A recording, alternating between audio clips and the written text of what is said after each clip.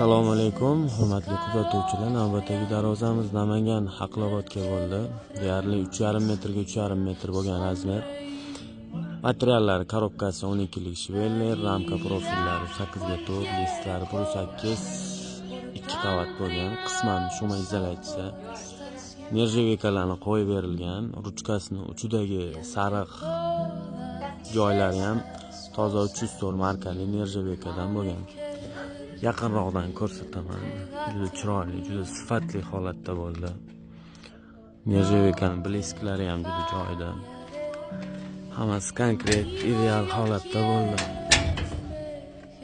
Kimga shunaqa xizmatlar kerak bo'lsa, bemalol murojaat qilishingiz mumkin. Pastdagi nomerlar 24 ga 7 doimiy xizmatingizda bo'ladi. Hammaga rahmat. Kuzatib, qo'llab-quvvatlab turganinglar uchun.